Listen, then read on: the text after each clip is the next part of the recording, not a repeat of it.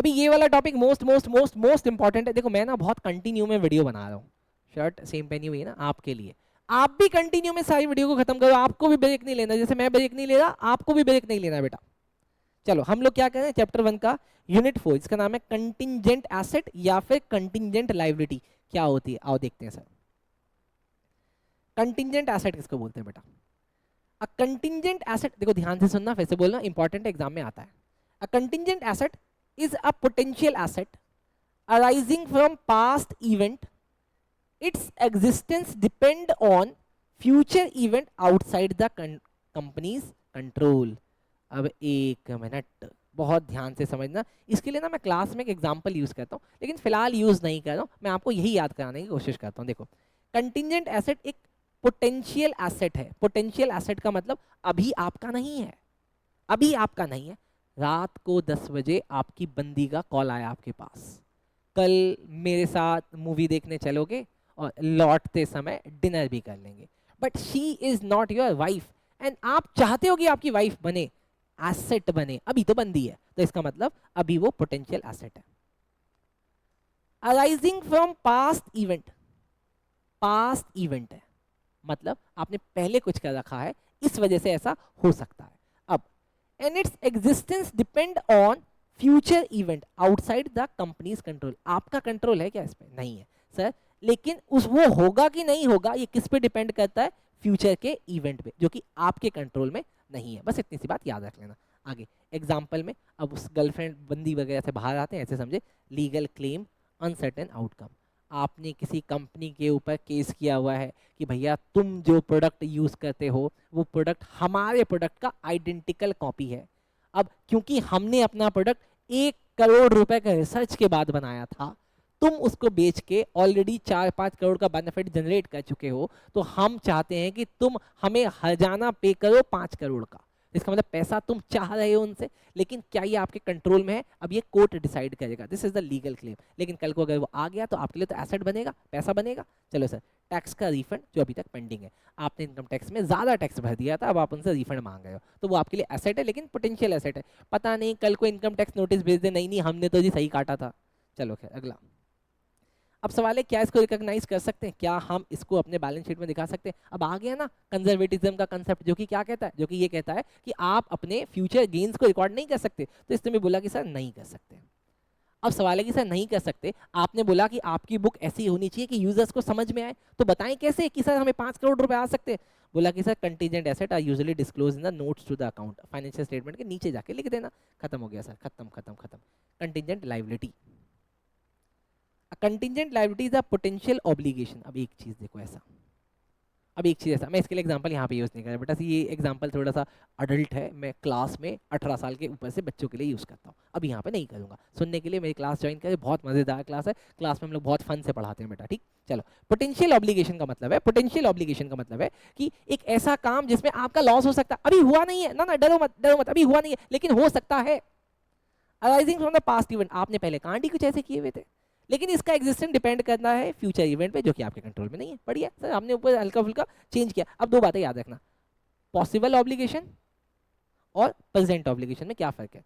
Possible obligation, a certain future event will determine if an obligation exist but not recognized due to the uncertainty of outflow और inability to estimate the amount. अब 2 चीजें बोला, possible obligation और present obligation में क्या फर्क है? Possible obligation a certain future event पे डिपेंडेंट है, अगर वो हो गया मेरे अगेंस्ट तो मुझे पे करना पड़ेगा, तो ये हो जाएगी ऑब्लिगेशन जो कि पॉसिबल है। A certain future event will determine if obligation exist. Present obligation exist but not recognized due to the uncertainty of outflow और इनेबिलिटी। अब सर प्रेजेंट ऑब्लिगेशन है कि सर लग गया जी हम पे, कोर्ट ने बोल दिया कि प्रसन्नजीत यू आर गिल्टी, तुम गिल्टी हो, तुमको उस कंपनी को पैसा देना पड़ेगा। मैंने बोला सर अमाउंट भी बता, तो कहते हैं अमाउंट अभी नहीं, बाद में बताएंगे कैलकुलेट करके, पहले तो हमने साबित कर दिया कि तुम गिल्टी हो, तो हो गया प्रेजेंट ऑब्लिगेशन। चलो एग्जांपल, जैसे law suit pending against the company, guarantee provide to the third party and product की वारंटी हमने जो दे रखी है, अगर वो हो गया तो हमें पे करना पड़ेगा। अब सवाल है क्या हम इसको फाइनेंशियल स्टेटमेंट में रिकॉग्नाइज करते हैं? सर नहीं करते हैं।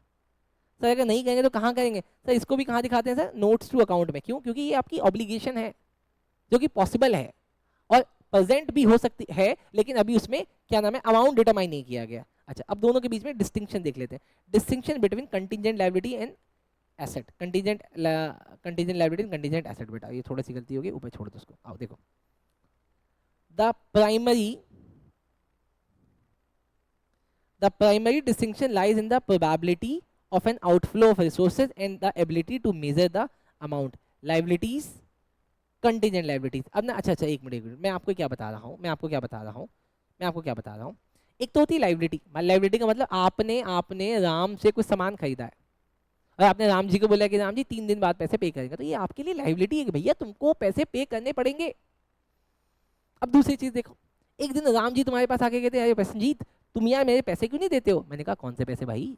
कहता तुम मेरी दुकान से सामान लेके गए थे। मैं कहा पागल है क्या, कब लेके गया? तो मुझे बिल दिखा रहा है, ये देखो आपके साइन है। मैं कहा भाई कोई झूठा साइन कर गया, मेरे नहीं है। कहता तुझे तो मैं कोर्ट में देखूंगा। मैं कहा जा कोर्ट देख लियो, वहां पे कर दे केस, वहां पे देखेंगे, तभी क्या लड़ाई होगी। एक तो पहला जो कि मैं खुद गया था सामान लेने, आई एक्सेप्टेड कि सर मैं तुम्हारे पैसे पे करूंगा, लाइबिलिटी। एक वो सर मेरा है ही नहीं, तो इसका मतलब कोर्ट में केस चलेगा, क्या पता लाइबिलिटी बन जाए, तो सर वो हो गया कंटिंजेंट लाइबिलिटी। तो यही दोनों में फर्क है बेटा। अच्छा, distinction between contingent liability and provision. अब ये वाला इंपॉर्टेंट है, ये वाला देखो कि कंटीजेंट लायबिलिटी और प्रोविजन में क्या फर्क है। सर लायबिलिटी के साथ कंटीजेंट लायबिलिटी तो समझ में आती है, लेकिन प्रोविजन कैसे समझ में आएगी वो समझा दो। देखो सर, प्रोविजन समझ लेना क्या हो गया। अच्छा, मेरे पैर से ना माउस दब गया था बेटा, मेरे पैर से माउस दब गया था। अब ये वाला इंपॉर्टेंट है बेटा, प्रोविजन वाला। ये देखो, the primary distinction lies in the probability of outflow of resources and the ability to measure the amount। पहला किसमें है सर? पहले बोला जो प्राइमरी है ना, प्राइमरी वो डिपेंड करता है प्रोबेबिलिटी ऑफ आउटफ्लो। देखो कंटीजेंट लायबिलिटी की प्रोबेबिलिटी क्या है? कंटीजेंट लायबिलिटी की प्रोबेबिलिटी क्या है? एक ऑब्लिगेशन है जो कि पॉसिबल ऑब्लिगेशन हो सकती है, एक ऑब्लिगेशन है जो कि पॉसिबल ऑब्लिगेशन हो सकती है। और दूसरा वो एबिलिटी पे भी डिपेंड करता है कि मेजर करें अमाउंट को। दो बातें, पहले क्या बोला? प्रोबेबिलिटी, सर कितने चांसेस है पे करने के? सर 50% चांसेस है। अबे कंटीजेंट है भाई। अच्छा, अब क्या अमाउंट मेजर कर सकते? नहीं सर, अमाउंट तो मेजर नहीं कर सकते, तो फिर है ही नहीं, कैसे रिकॉर्ड करोगे? लेकिन प्रोविजन के केस में आप एस्टिमेट करते हो कि 5% पैसा डूब जाएगा, तो आप क्या कहते हो? आपने उसकी प्रोबेबिलिटी भी चेक कर दी कि हाँ जी सर 100% है कि कुछ लोग भाग जाएंगे। मैंने कहा तुझे कैसे पता? कहता पास्ट एक्सपीरियंस है ना, लोग भाग जाते हैं पैसा लेके, 5% लोग भागते हैं। तो ये हो गया आपका पास्ट एक्सपीरियंस जो कि प्रोबेबिलिटी है। दूसरा, मैंने बोला कितने, आपने बोला 5%, तो आपने मेजर भी करके दे दिया। तो अब ऐसे समझ लो इसको, प्रोविजन आपके लिए प्रेजेंट ऑब्लिगेशन है, arise from past event. Settlement result in outflow of resources, आपका पैसा नुकसान होगा तो आउटफ्लो होगा। Measurement, amount is reliably estimate using a substantial degree of estimation, आपका पास्ट एक्सपीरियंस यहाँ पे काम कर रहा है। रिकॉग्निशन, रिकॉग्नाइज करते हैं कहाँ पे? बैलेंस शीट में।